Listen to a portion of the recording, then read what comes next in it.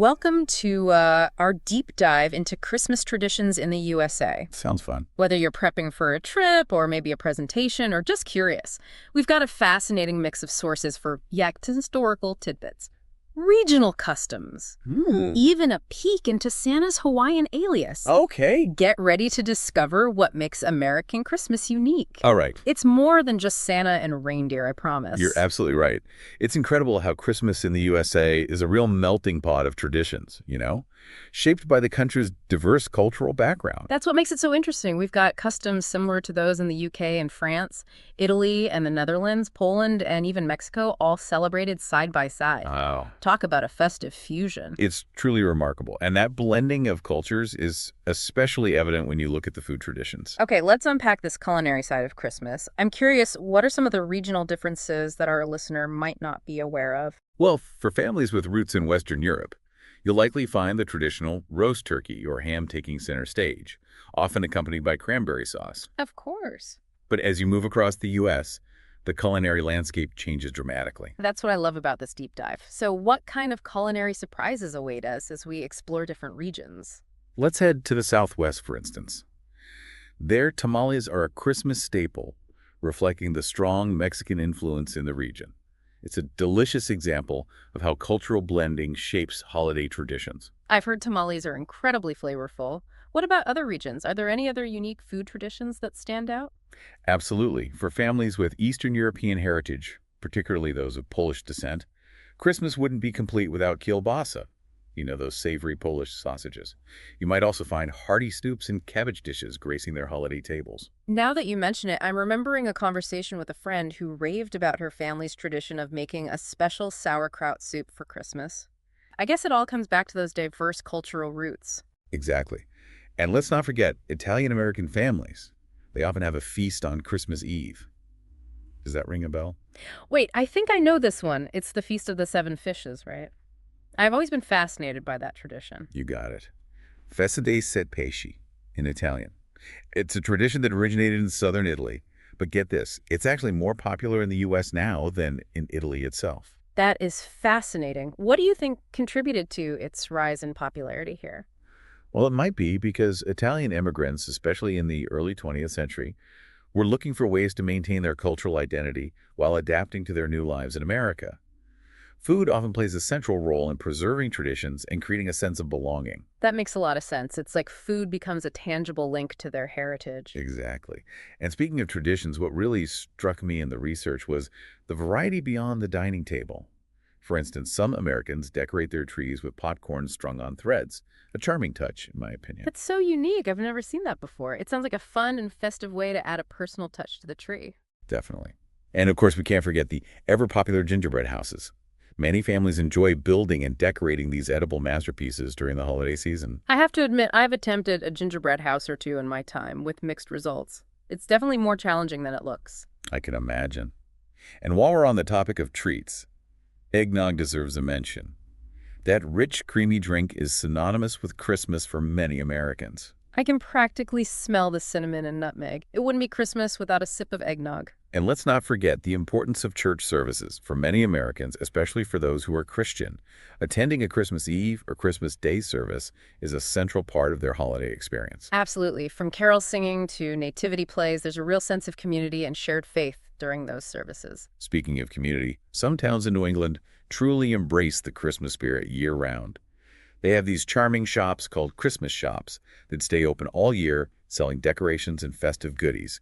Christmas shopping in July. That's a novel concept. It sounds like the kind of place where you could find unique and handcrafted ornaments.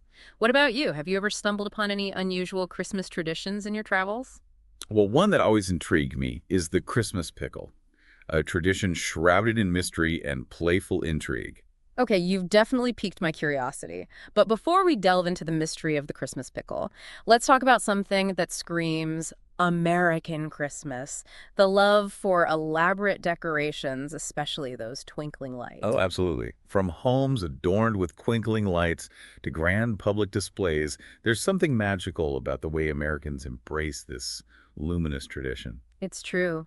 And those iconic light displays like the Rockefeller Center Christmas tree in New York City draw visitors from all over the world, don't they? They certainly do. It's that shared sense of wonder and festive cheer that makes those displays so special. And of course, we can't forget the classic tradition of leaving cookies and milk out for Santa on Christmas Eve. It's a simple gesture, but it captures the childlike excitement of the holiday. It certainly does. But before we get too carried away with modern-day traditions, let's step back in time and explore the history of the Christmas tree itself. Its journey in America was surprisingly complex and fascinating. I'm all ears. I know it's become a ubiquitous symbol of Christmas in the U.S., but I'm curious to learn about its origins here. Well, it all started with German immigrants who settled in Pennsylvania. There's evidence of community Christmas trees dating back to the 1750s. But outside those communities, having a tree in your home would have been quite unusual back then. That's interesting. So, how did this German tradition become so deeply ingrained in American culture? To understand that, we need to consider the influence of the Puritans, who played a significant role in shaping early American society, particularly in New England. And the Puritans, well, they weren't exactly fans of Christmas celebrations. Wait, really? I had no idea. What was their reasoning behind that? They viewed Christmas purely as a religious holiday and saw any festivities beyond church attendance as frivolous and even sinful. They even went so far as to make it illegal to do anything special on December 25th, aside from attending church services. Wow. So having a Christmas tree in your home during that era would have been a bold statement. You could say that. Despite Puritan disapproval, the Christmas tree slowly started to gain popularity, though its journey was far from straightforward. I'm intrigued. What were the key turning points that led to its widespread acceptance? Well, one pivotal moment occurred in 1832 when Charles Follen, a German political refugee living in Boston, set up the first recorded Christmas tree in an American home.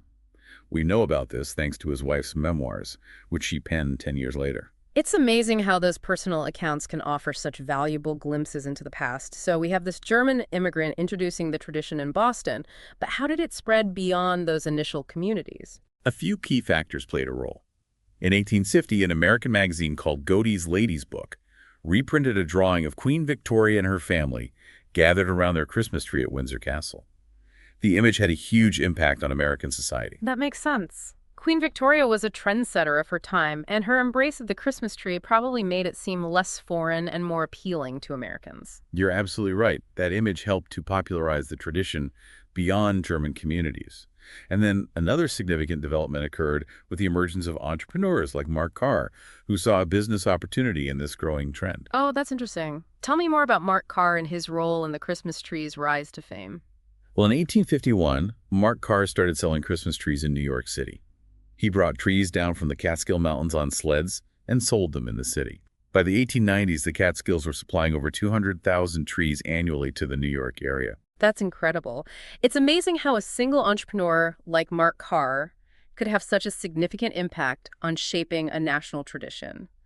But what about those in the highest office? Did the U.S. presidents embrace this Christmas tree tradition? Oh, they certainly did.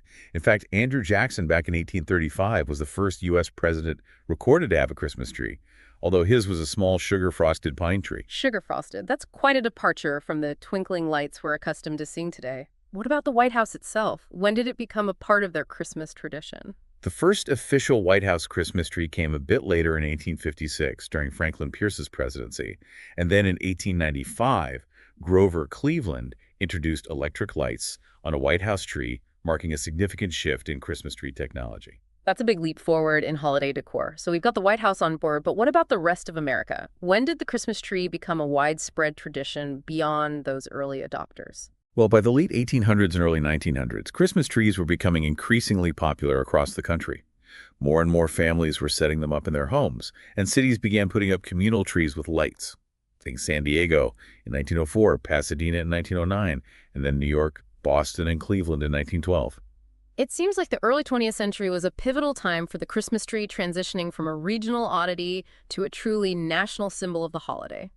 What factors do you think contributed to this widespread embrace? Several factors played a role. The growing accessibility of Christmas trees, thanks to entrepreneurs like Mark Carr, certainly helped. But there were also social and cultural shifts happening at the time. The rise of consumerism, for instance, played a part, as did the increasing popularity of magazines and illustrated publications that showcase these decorated trees and fueled the desire to emulate those trends. That makes sense. Images have a powerful way of shaping our perceptions and desires, especially during the holidays. And speaking of images, I remember seeing old photos of elaborately decorated trees from the early 1900s. How did those decorations evolve over time? Well, in 1880, Frank Woolworth began selling glass ornaments in his stores, making it easier for families to adorn their trees with these delicate and colorful decorations. And just a few years later, in 1910, the Sears catalog started offering mail-order ornaments, further expanding access and fueling the trend. Talk about convenient shopping. Now everyone could have a beautifully decorated tree no matter where they lived. And speaking of impressive trees, did you know that the Guinness World Record for the tallest cut Christmas tree was set right here in the U.S.? That's right. It was a towering 221-foot Douglas fir set up at the Northgate Shopping Center in Seattle, Washington, back in December 1950. Imagine the sheer scale of that. That's absolutely mind-boggling. It really speaks to the American love for going big, especially during the holidays. It's amazing how Christmas traditions vary, not just across countries, but even within the U.S. itself. You're absolutely right. And remember those regional food traditions we touched upon earlier? Well, there are equally diverse customs and celebrations across different parts of the country. Oh, I'm all ears. Regional variations are always so fascinating. What are some examples that might surprise our listener? Let's take a trip to Hawaii, for instance. Did you know that Santa Claus goes by a different name in the Aloha State? Wait, really? I had no idea. What do they call them there? They call him Kanakaloka. Even Santa gets a tropical makeover in Hawaii. And it's not just the name that's unique. The whole vibe of Christmas in Hawaii blends traditional elements with the island's laid-back culture. I can just imagine Santa sporting a Hawaiian shirt and delivering presents on a surfboard. Sounds wonderfully festive. So we've got Hawaiian Santa. What other regional surprises are in store for us? Let's head to the Southwest, where you'll find beautiful traditions influenced by Mexican culture. One that stands out is the use of luminarias, also known as farolitos. Oh, I've seen those. They're those paper sacks with decorative cutouts, right? Exactly. They're partially filled with sand, and then a candle is placed inside, creating a warm, inviting glow. I remember seeing them lining walkways and driveways during the holidays. They create such a magical ambiance. They do. And they're traditionally lit on Christmas Eve, symbolizing lighting the way for Mary and Joseph as they searched for lodging. It's a beautiful tradition that blends visual appeal with a deeper meaning. It really does capture the spirit of the season. And while we're on the topic of the Southwest, I recall you mentioning tamales earlier as a regional food tradition. Could you tell us a bit more about that? Absolutely. Tamales are a beloved tradition in the Southwest, especially during the holidays. Families often gather to make them together, sharing stories and laughter as they prepare this special dish. It sounds like a wonderful way to connect with family and create lasting memories during the holidays. It's amazing how food can play such a central role in celebrations. Okay, where to next on our regional tour of Christmas traditions? How about we venture down to Louisiana, specifically the communities along the Mississippi River? They have a unique tradition on Christmas Eve involving bonfires. Bonfires on Christmas Eve? That sounds intriguing. Tell me more. Well, families in these communities build bonfires along the levees, which are the high riverbanks, to help guide Papa Noel to the children's homes. Papa Noel. Is that Santa's Cajun cousin? You could say that. Mm. Papa Noel is the French name for Santa Claus, and Louisiana has a strong historical connection to France, which explains this charming tradition. Imagine seeing those bonfires glowing along the river on Christmas Eve. It must be a truly magical sight. So we've got Hawaiian Santa southwestern luminarias and bonfires guiding Papa Noel down the Mississippi River. It's incredible how Christmas is celebrated in such diverse ways across the U.S. But there's one tradition we've been teasing throughout this deep dive that we haven't fully explored yet. You're talking about the Christmas pickle, right? Yes, Yeah. finally. Let's unpack this quirky custom. What's the deal with hiding a pickle ornament on the Christmas tree? Well, the origins of the Christmas pickle are shrouded in mystery. Some say it's an old German tradition, while others claim it's a purely American invention. But regardless of its origin, the custom involves hiding a pickle-shaped ornament somewhere within the branches of the Christmas tree. And what happens when someone finds this hidden pickle? The first person to find the Christmas pickle gets an extra gift, or is said to have good luck for the coming year. That's such a fun way to add a little extra excitement to Christmas morning. I can just imagine kids scouring the tree, determined to be the first to spot that elusive pickle. Yeah, I know, right? It's a tradition that captures the playful spirit of the holiday and creates lasting memories for families. And speaking of family traditions, I'm sure our listener is eager to hear your final thoughts on what makes Christmas in the USA so special. Absolutely. We've covered so much ground in this deep dive, from the history of the Christmas tree to regional variations in food and decorations. It's clear that Christmas in the USA is more than just a single holiday. It's a tapestry woven from countless threads of tradition, culture, and personal meaning. You've captured it perfectly. What strikes me most is that Christmas in the USA is a testament to the country's history, its diverse population, and its evolving culture. It's not a static holiday frozen in time. It's constantly adapting, incorporating new influences, and reflecting the values of the people who celebrate it. That's such a key point. From the German origins of the Christmas tree to the Mexican-inspired luminarias of the Southwest, Christmas in the USA is a true melting pot of traditions just like the country itself. Exactly. And that's what makes it so fascinating. Each family, each community brings its own unique perspective and traditions to the celebration, creating a rich and vibrant tapestry of holiday experiences. So as we wrap up our deep dive into Christmas in the USA, I'm curious, what's the one thing you hope our listener takes away from this exploration? That's a great question. I think the biggest takeaway is that Christmas in the USA is a celebration of diversity and the beauty of embracing different traditions. It's a reminder that even within one country, there are countless ways to experience the magic of the holiday season. It's not about finding the right way to celebrate, but about appreciating the richness and variety that exists across different cultures and regions. Precisely. And remember, traditions are constantly evolving. What we consider traditional today might have been seen as unusual or even revolutionary just a few generations ago. Yeah, that's a great point. I guess it reminds us that culture is dynamic, always adapting and changing. Exactly.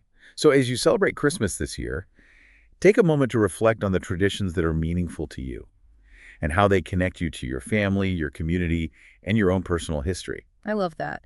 It's a reminder that we're all part of something bigger than ourselves, connected by these shared experiences and traditions, even if they look different from family to family, region to region. And who knows, maybe you'll even be inspired to try a new tradition this year. Whether it's hiding a Christmas pickle on your tree or trying your hand at making tamales, there's always something new to discover and embrace. Absolutely.